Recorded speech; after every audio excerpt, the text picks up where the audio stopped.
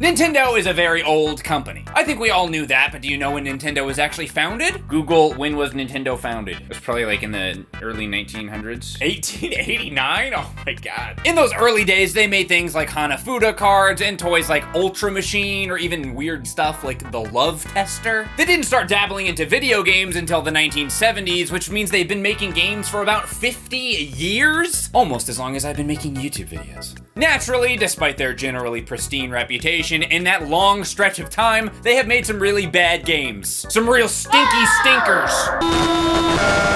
In fact, they have missed way more times than I can realistically include into one video, so I'm planning on making this into a series. If this video gets 1 billion likes, I'll make part 2. And if it doesn't, I will make a part 2 anyway, probably. For these videos, I'll be covering Nintendo first-party games, as well as games that were published by Nintendo, and even some games made by third-party developers, as long as they have popular Nintendo IP characters attached to them. You could probably think of some of those, right? There's a few you might be thinking of. So as the great Miyamoto once said, let's go.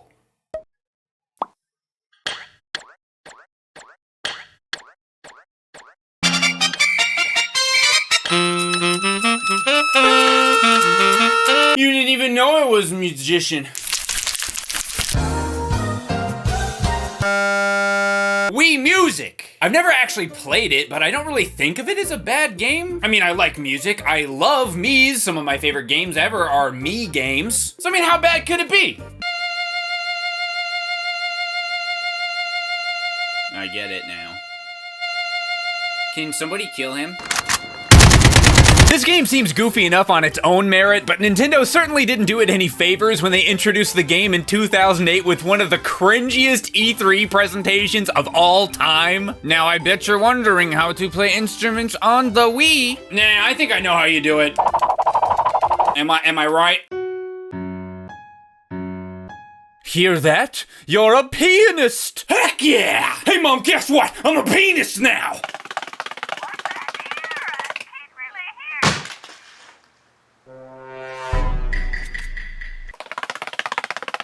The beginning section of this game is absolutely ridiculous. They made a 15-minute long explanation segment for a game that takes like 2 seconds to figure out. Why does this game have so much freaking tutorial text? Yeah, I know. I get it. I get it. Okay. Okay. Oh my god! Shut up! Shut up! I don't care! Shut up! There's a few different modes you can play once you finally get to the actual game. There's a lessons mode, you know, just in case you still haven't figured out how to shake the freaking Wiimote around yet. Nintendo, if you ever do a Wii Music 2, I have a tutorial suggestion for you. Step 1, that's it. Only that. You can play cowbells. I'm assuming I'll get to play a note at some point. So at some point in the future, I will play a note. Well, might as well take this time to thank the sponsor of today's video, Temu. Do you love affordable prices, amazing coupons, multiple different types of categories? Then Temu is for you! Temu is an online marketplace that offers the most competitively priced items on the internet. Mom, I can't go back to school without my Luigi hat. Oh yeah, looking good. Freaking Luigi's Mansion plush doll. Kirby's a French fries. Oh my god, this little claw machine thing is so cool. Freaking Pokemon Sleep in physical form. God, and these prices are so cheap. New users who download the Temu app using my link in the description below can get a $100 coupon bundle for free. Yes, for free. Temu is also currently offering a Super Switch special. That's my name, not theirs. After applying the $100 coupon for new users by downloading the Temu app in the description, you can get an already discounted Nintendo Switch OLED console for only $254. It's super fun to shop around on Temu, and the prices are unbeatable. So check it out using my link in the description below. And again, if you're a new user, make sure you take advantage of that $100 coupon bundle by downloading the Temu app. And you better do it before it's too late. Oh, what do you know? I'm about to play a note. There's a game where you pick which person is playing the right note or higher level pitch, etc. Mostly I just like shaking the people around though. Take this, Arthur! Oh no!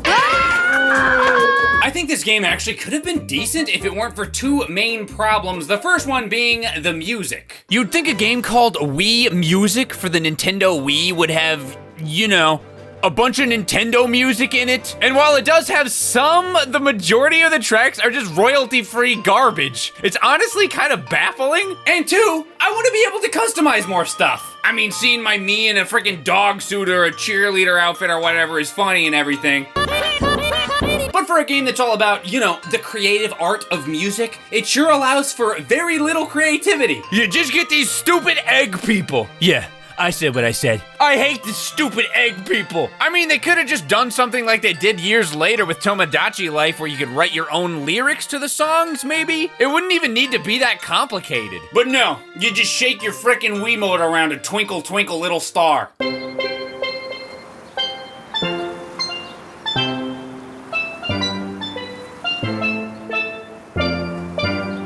Amazing. It's actually pretty sad that this little minigame inside of Tomodachi Life is infinitely more fun than this full-length video game that they did an entire presentation for on stage at E3. So, is it as bad as people say it is? Now I know my ABC.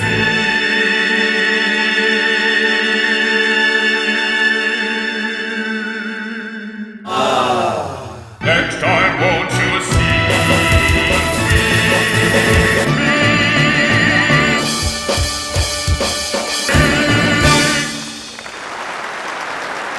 Yes, it is. Up next, I've got Chibi Robo Photo Finder. I've absolutely loved Chibi Robo ever since I played it for the Top 10 GameCube Games video a few years back, but I've never even touched any of the other games in the series. But I don't think I've ever heard anything good about them, though. That's kind of why I never did it. And Photo Finder, the Nintendo 3DS eShop exclusive, is no exception. Wait a second, so you're telling me a Nintendo 3DS eShop exclusive game about a character that's obscure and almost nobody cares about, using the crappy 3DS camera and the AR gimmick that barely is ever used at all, was it a smash hit? I don't believe you! Get out of my room. The first thing I noticed with this game is, holy crap! My keyboard is dirty. Like, this is embarrassingly bad. So after a thorough cleaning for about 20 minutes, I finally started up the game. Oh. Is this Chibi Robo? Did I pick the wrong game? Where's the upbeat music and the goofy happy family? I'm scared. I'm scared. Ah!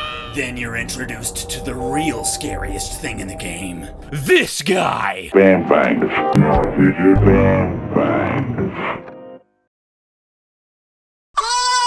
Ah! This man found us? Purchased us? It's not exactly clear, but nonetheless, we have been enslaved and are forced to do the very important task of collecting nostalgia. You see, this game takes place in the future, and in this future, there are apparently a lot of things that no longer exist. Things like cans, t-shirts, eggs. And so we have to use this silhouette film that takes the shape of said object and take a picture in real life of something that fills the shape so that we can teleport into the picture, take the item, and teleport back, I think. I mean, it certainly is a concept for a game that you could make.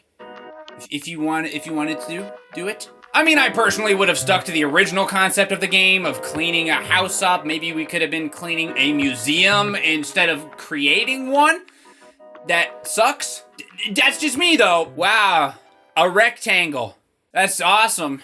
But whatever, this is fine, I guess. I mean, it makes no sense, especially since some of the stuff that supposedly doesn't exist anymore clearly does still exist. I mean, the outlet is one of the first pieces of nostalgia you collect, and there's obviously still outlets considering you have to charge yourself on one like every 10 seconds. The main goal is to earn the game's currency, happiness points, which you need to buy the photo finding nostalgia film, which you do by either exploring or working. In the explore sections, you explore, clean up trash, and vacuum up all the creepy French guy's cocaine he spilled all over the place. This section is the part that's the most similar to the original Chibi Robo, and while it doesn't have nearly the same level of charm and complexity, I do kinda like it. The graphics are decent, and it's pretty fun, especially for an eShop title. It's fun, that is, until you run out of batteries, which, again, you do constantly. Oh no, I've been exploring for about 45 seconds. Better go charge my battery. Gotta dump all my junk before I go back.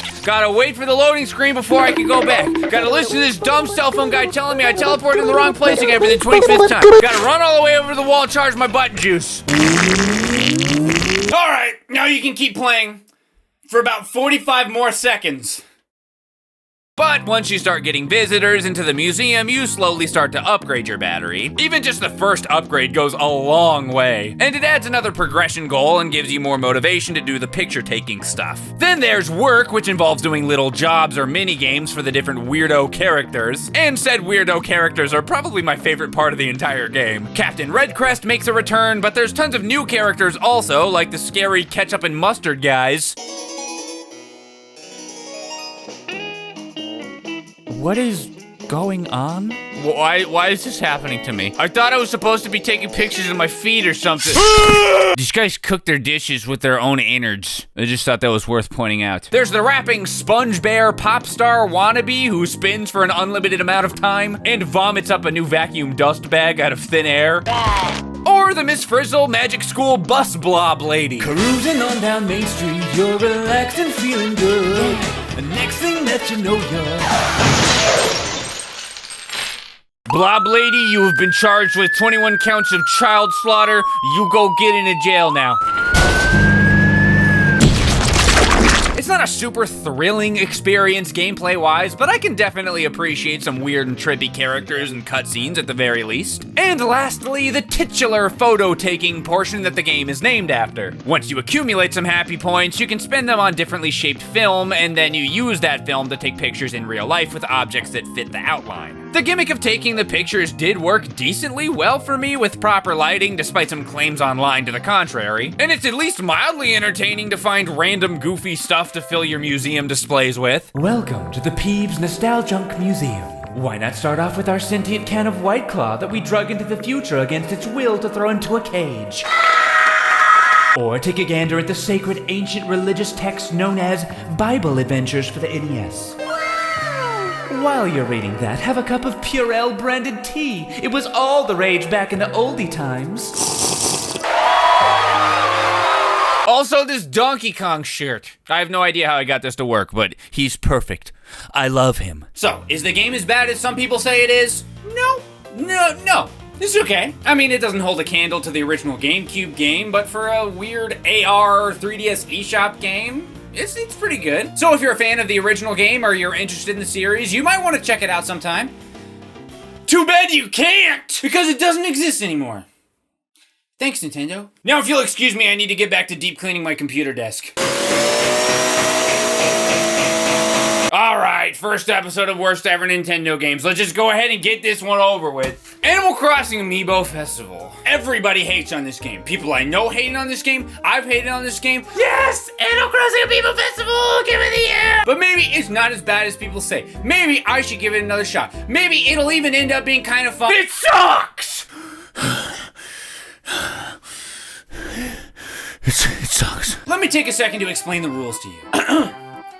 Pink space is good, blue space is bad.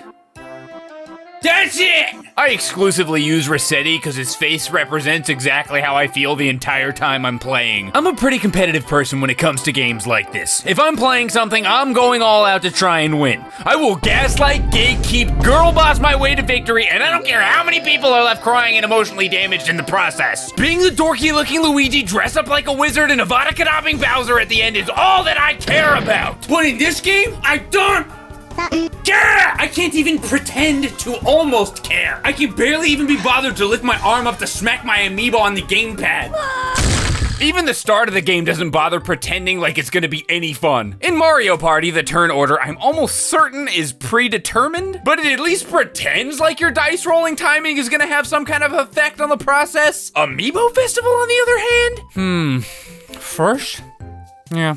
Yeah, I'll go first, I guess. Literally, who cares? If you're unfamiliar with the game, you might think I was exaggerating by saying it's as simple as pink space good, blue space bad, but I'm really not. You roll, you either gain or lose happy points, which you need to win, or some bells, which you only need so you can turn them in for more happiness points at the end. That's it. I summarized the entire game for you. Life is pointless. In the first game I played, I got my butt kicked by every other player, even though I was personally controlling all of them. I kicked my own ass. That sounds kind of funny, but just trust me, it isn't. The game tries to change it up every now and then. You can buy turnips on Sunday, which you sell on weekdays. Guests will visit to do little events like Katrina, who lets you pick a card that will give you good luck or something. There's even different holiday things that can happen, depending on which month you select. But it doesn't actually change the fact that getting or losing a few happiness points or bells every turn completely at random is just not fun or satisfying at all. I want to concoct a plan. I want to buy items to screw people over with or pull over some crazy random chance play to swing the game. I want to blow everyone up and punch a princess in the face and have all of that stuff lead up to eventually maybe getting 1 star. Yahoo! Mario Party is an adventure. It's a grind. It's an experience. Amiibo Festival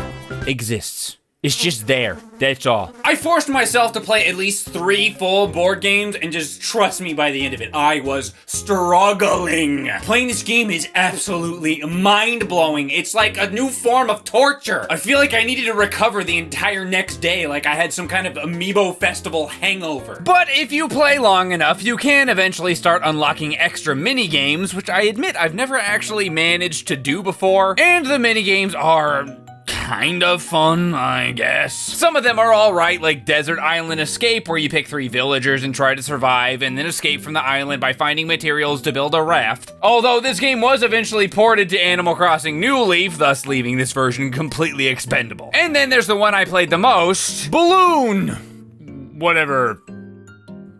The balloon one, where you pick a character card and try to pop as many balloons as possible and land on the moving island to hit a multiplier, or just die, whichever. But they only exist as standalone games, and they're nowhere close to being worth paying the full price, plus all the amiibos and amiibo cards you need to play them with. Heck, the minigames are barely worth even playing the main game twice in order to unlock them in the first place. This entire game's purpose was so clearly a blatant, unabashed attempt to sell more amiibo and amiibo cards.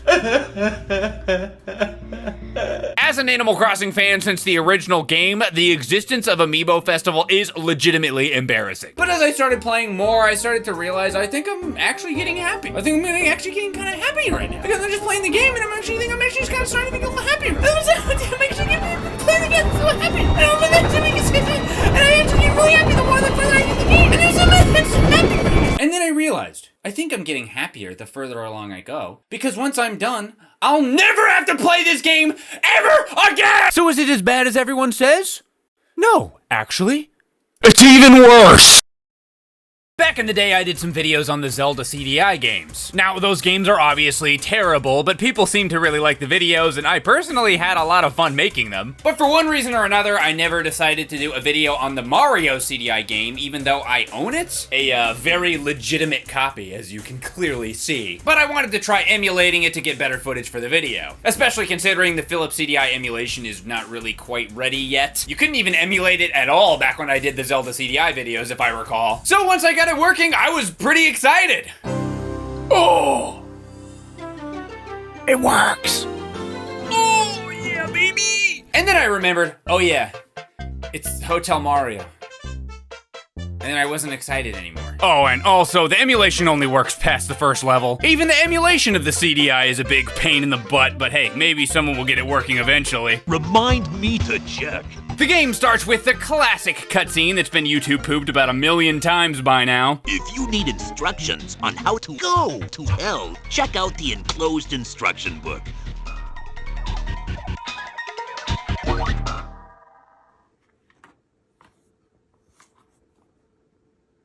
Huh.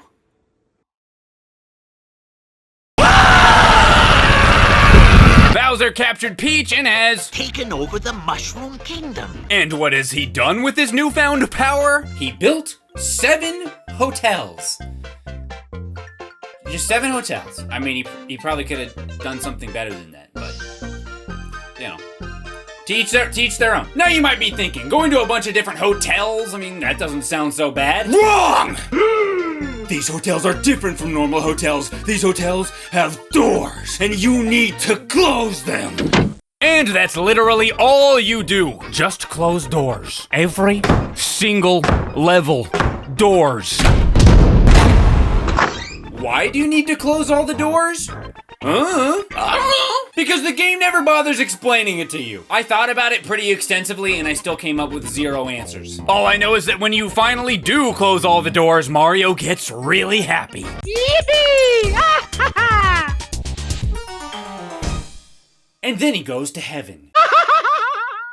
Rinse and repeat, over and over and over and over and over and over! It's basically a puzzle platformer. Each level has 10 courses that add new enemies and mechanics, and the 10th level is always a boss. And once you beat the boss, you're rewarded with one of the many classic CDI cutscenes. You know what they say, all toasters toast toast.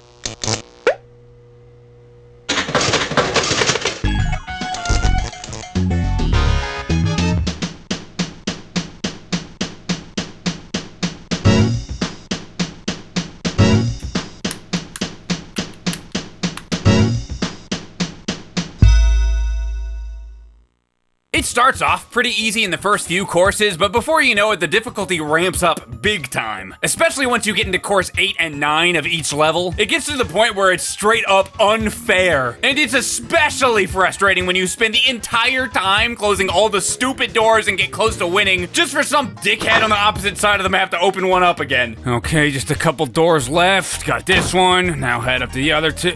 Oh, god dang it! Alright, get this door, go up and get the other door. Now I gotta go all the way down, there's just barely enough time. Watch out for the stupid elevator switching in the... Oh, come on! Guess I'll just die. Wrong CDI game.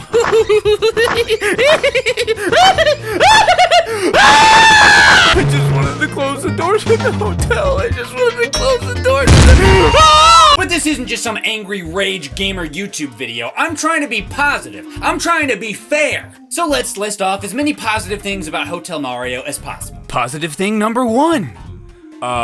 There's some nice backgrounds. Just look at that background. You see that owl? That's a nice owl. That's probably like one of the top 10 owls of all the video game owls. I mean, he's no Kappa Poopa Gabooba, but he's still on there. And a rainbow. Wow. That rainbow makes me feel happy. Everything else happening on the screen makes me feel happy. But in all seriousness, the music is pretty good. I've had a couple of the songs stuck in my head for the past couple weeks.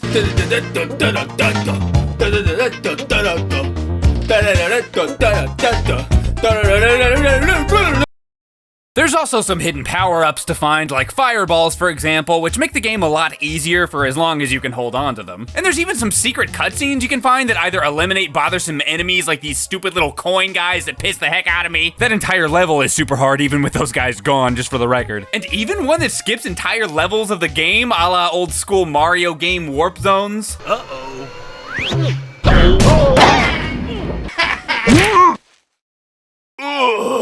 Luigi. And the game actually functions perfectly well. It increases in difficulty as you go along. It adds new bosses and game mechanics as things progress. Early on, I kept wondering, why the hell can you open up the doors after you've already closed them? There's seemingly no situation where you'd really need to do that? Well, later on, you're really gonna need to do that. I am one with the shadows. I am stealth personified. The platforming controls are decent. You can even jump on multiple enemies' heads in a row, and slamming the door sound effect is actually really satisfying. Honestly, I'm starting to think Hotel Mario is not actually that bad. No! I'm going crazy! I'm going crazy! I'm going crazy! Come on! Get out of the way! What's happening? Double levels? There's double levels now! You've got to be kidding me! Ah! No! How many more doors are there? How many more doors? How many more doors? I take it back. This game sucks. Now, if you'll excuse me, I'm gonna Go to hell. Hey, at least it's not Hotel Mario. Bye!